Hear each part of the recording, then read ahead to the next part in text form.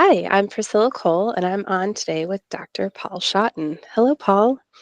Hello, Priscilla.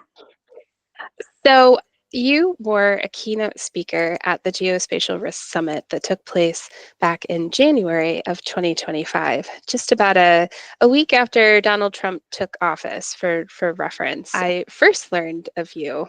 Global Association of Risk Professionals first meeting that was available, which was all about geopolitical risk, and you were one of the panelists.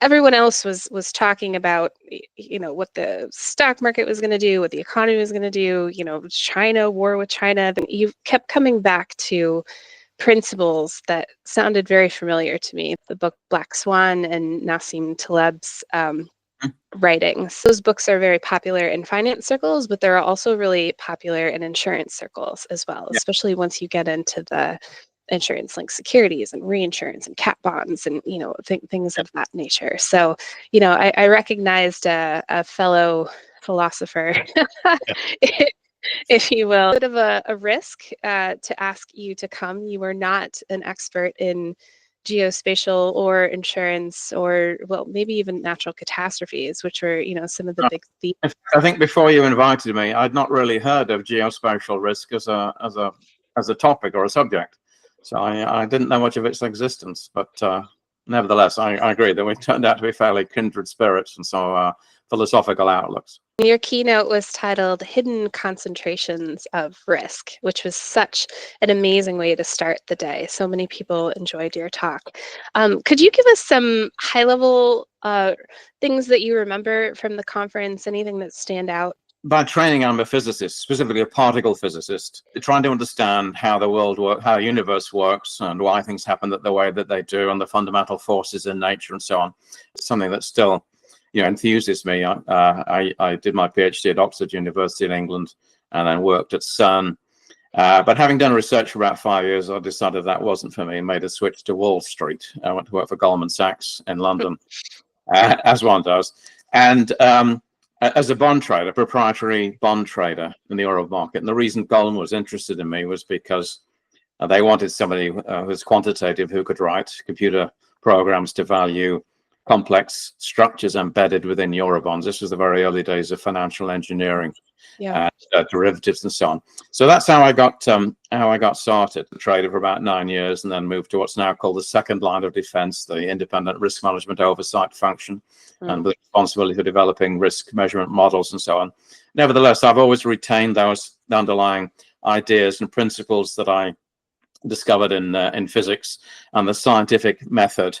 That remains something important to me, and the fact that the models that we build to model, in this case, financial market risk for banks, but it's the same principles that for those models that insurance companies use. Statistician George Box said, all models are wrong, but some are useful. And all models are wrong because necessarily they are simplifications of the real universe. The universe is defined by an infinite number of points at every point in space, at every point in time. That's simply unmanageable. We can't deal with that. So we measure a few discrete points and then we create a model or a theory. Go and measure those things and you see how well your model, your theory agreed with experimental reality. The philosopher Karl Popper described science as a negative belief system.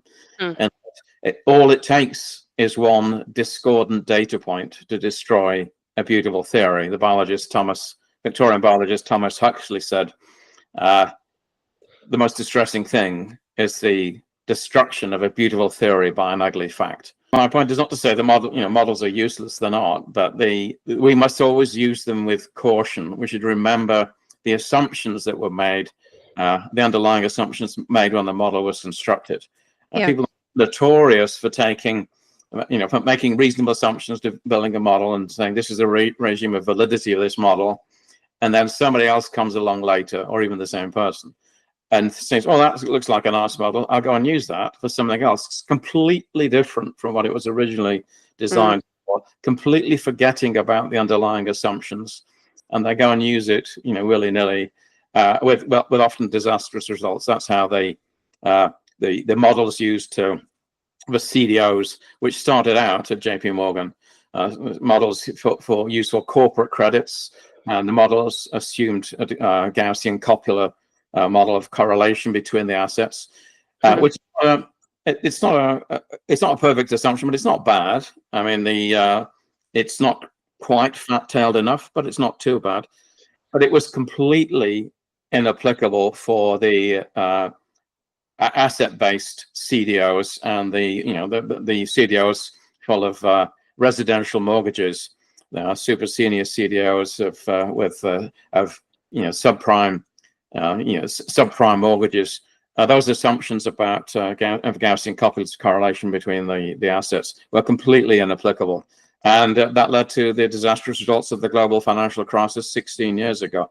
That's an example of how modeling, you start out thinking this is a reasonable model, a reasonable thing to do, and it morphs over time. This used for something completely inappropriately. Never forget the assumptions that you make. Never forget the regime of validity of the models that you use. Be careful how to use them. You mentioned unknowns and uncertainty, and that really resonated with folks. Those kinds of events that broke models, that broke the way that everybody thought the world worked. A lot of times folks, especially in insurance, will refer to Hurricane Andrew in the 90s. They'll refer to Hurricane Katrina.